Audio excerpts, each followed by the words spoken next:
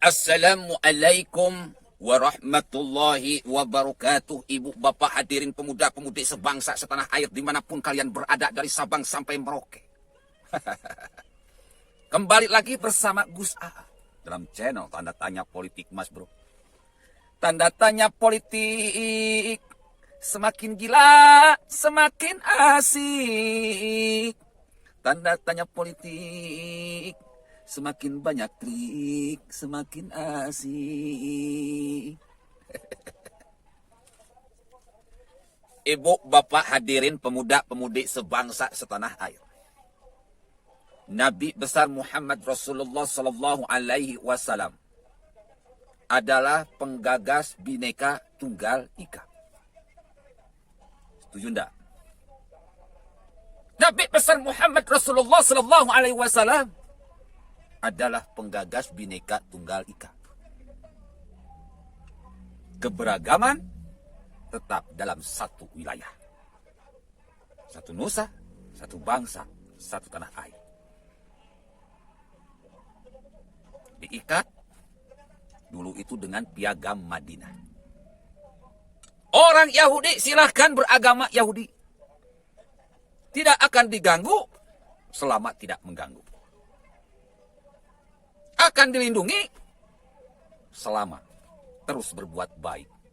Saling asah, saling asih, saling asuh. Orang Nasrani silahkan beragama sesuai agama masing-masing. Akan dilindungi selama saling asah, saling asih, saling asuh. Akan dilindungi selama saling menghormati. Lakum dinukum waliyadin. Agamamu untukmu, agamaku untukku. Dalam urusan sosial, kebangsaan, kenegaraan, kita harus saling asah, saling asih, saling asuh. Itu yang terjadi di zaman Nabi besar Muhammad Rasulullah Sallallahu Alaihi Wasallam ketika Indonesia jaya, ketika Islam jaya, ketika Islam jaya, ketika Islam hebat, ketika Islam berkuasa. Nabi Muhammad Rasulullah Sallallahu Alaihi Wasallam menawarkan kebinekaan tunggal ika yang dikenal dengan piagam Madinah. Jadi kalau ada Mas Bro, Bapak Bro, Ibu Bro, adik-adikku sekalian, akang-akang, teteh-teteh, dimanapun kalian berada, kalau ada orang-orang yang anti kebinekaan, orang-orang yang anti kebinekaan, mau bikin gereja dilarang, malah diacak-acak, dihancurkan, pakai beko. Ada orang yang mau ibadah dilarang. Ada orang yang mau mendirikan situs Sunda Buhun dilarang. Maka orang-orang tersebut bukanlah para pengikut Nabi besar Muhammad Rasulullah Sallallahu Alaihi Wasallam. Karena mereka anti kebinekaan, sedangkan Nabi besar Muhammad Rasulullah Sallallahu Alaihi Wasallam sangat mencintai kebinekaan. Meskipun janggutnya panjang kayak domba, meskipun jidatnya hitam, meskipun sorbannya panjang menggulung di kepala, meskipun gelarnya Profesor Dr. MSI LC, tetapi kalau anti keragaman, bukan umat besar Muhammad Rasulullah Sallallahu Alaihi Wasallam. Mereka yang dikit-dikit teriak haram, dikit-dikit teriak bid'ah, dikit-dikit teriak munafik, dikit-dikit takbir, dikit-dikit ngacak warung, dikit-dikit demo, dikit-dikit teriak PKI. Selalu bikin keributan, tebar gibah, fitnah, hate speech, tebar kebencian, tebar kebohongan.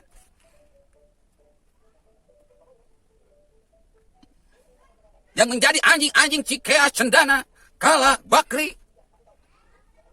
Mereka bukan umat Nabi besar Muhammad Rasulullah Sallallahu Alaihi Wasallam.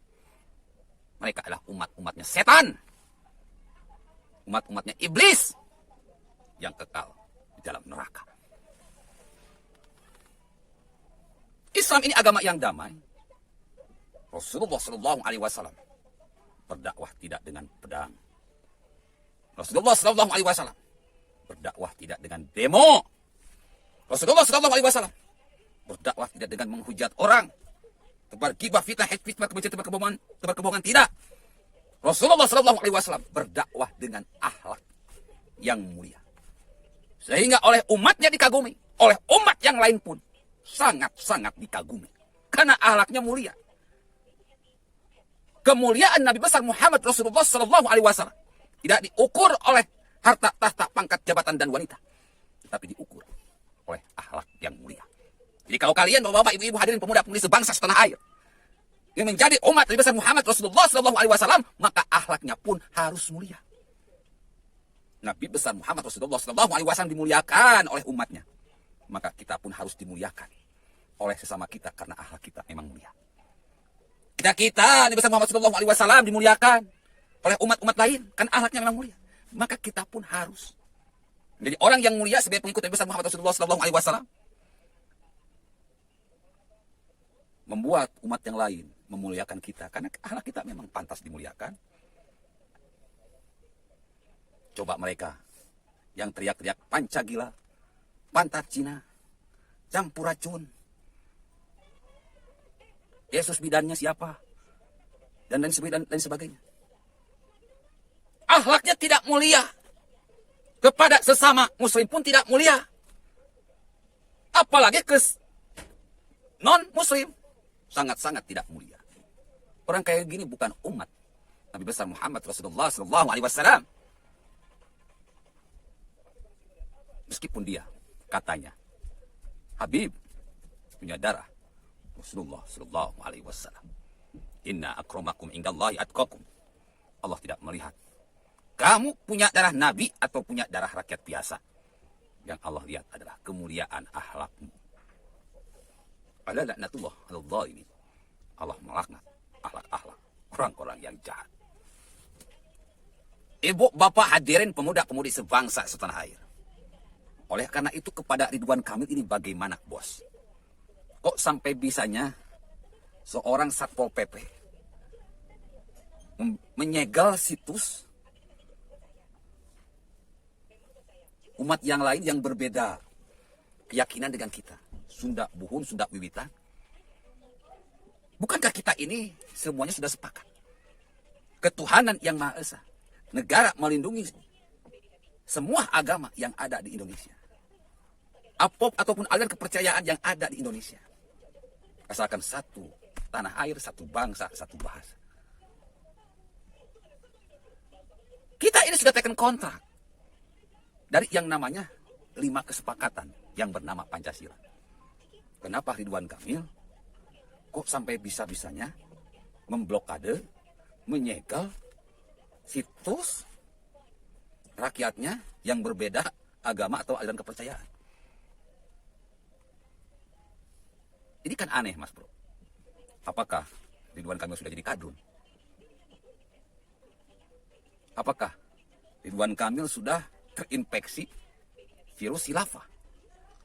Sehingga perbedaan-perbedaan agama dan keyakinan dijadikan sesuatu aib di tengah masyarakat ini. Perbedaan agama dan keyakinan selalu diributkan. Berarti kalian ini tidak hanya musuh NKRI, Mas Bro. Kalian ini juga adalah musuh Islam, musuh Nabi besar Muhammad Rasulullah SAW. Saya kira Pak Ridwan Kamil tahu siapa saya, dan tahu di mana saya tinggal, dan tahu rekam jejak saya. Pada waktu gubernur, saya yang berjuang mati-matian membantu Ridwan Kamil untuk menjadi gubernur di Jawa Barat ini. Hari ini saya tegur, mohon kepada Ridwan Kamil, jadilah nasionalis sejati. Di Jawa Barat memang banyak kadrun-kadrun yang terkutuk, yang hatinya busuk, yang lisannya busuk, yang pemikirannya busuk, yang perbuatannya busuk. Di Jawa Barat yang banyak kadrun-kadrun bajingan, yang hatinya memang bajingan, pemikirannya bajingan, lisannya bajingan, perbuatannya bajingan. DITI itu di Jawa Barat. Di Jawa Barat ini bukan PKI yang muncul, tetapi aliran DITI yang sekarang berevolusi menjadi HTI, EPI, PKS. Saya yakin Ridwan Kamil akan kembali ke jalan yang saya yakin Ridwan Kamil akan kembali ke jalan yang benar. Kenapa? Karena khilafah yang mereka gembar-gemborkan selama ini bukan khilafah Islamiyah. Itu mah khilafah setania, khilafah iblisnya yang menghalalkan segala cara untuk mewujudkan negara khilafah. Rasulullah SAW membentuk pemerintahan yang menghargai keberagaman, menghargai kebinekaan dalam lingkaran piagam Madinah. Siapapun boleh beribadah, asalkan tidak mengganggu, menjahati, menzalimi orang-orang Islam. Semuanya saling asah, saling asih, saling asuh dalam lingkaran kebinekaan. Jadi kalau Ridwan Kamil mengaku sebagai umat Nabi besar Muhammad Rasulullah SAW, mulai sekarang tirulah Nabi besar Muhammad Rasulullah SAW.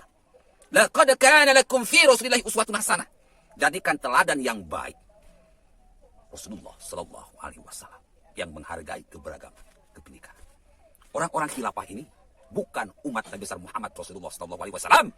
Mereka cuma kedok, mereka cuma cangkang, mereka cuma covernya Islam, dalamannya setan, dalamannya iblis. Mereka itu PKI putih, bahkan lebih PKI daripada PKI. Oh, dalam Al-Quran disebutnya innal munafiqina yukhadi'una Allah wa huwa khadi'uhum. Mereka itulah orang-orang munafik yang hendak menipu Allah, dan orang-orang yang beriman tapi Allah balas tipuan mereka. Makanya di Pilpres kemarin mereka kalah telak, Mas Bro. Menghalalkan segala cara demi mencapai tujuan mereka. Tapi Allah tidak suka cara busuk mereka di Pilpres kemarin. Maka Allah kalahkan mereka. Mudah-mudahan Ridwan Kamil bisa kembali ke jalan yang benar yang diridhoi oleh Allah Subhanahu wa taala, menjadi orang-orang yang mutmainah, yang mencintai perdamaian, ketenangan. Hanya orang-orang yang tenang yang akan dipanggil oleh Allah, yang diridhoi oleh Allah. Irji'i ila rabbiki radiyatan mardiyah. Allah meridhoi orang-orang yang punya perilaku menenangkan dan menyenangkan. Tolong dibereskan masalah situs Sunda Wiwitan atau Sunda Buhun yang sudah mencoreng kebinekaan di Jawa Barat. Dan segera basmi faham-faham khilafah yang saya lihat begitu menggila, begitu masih pergerakan mereka di Jawa Barat.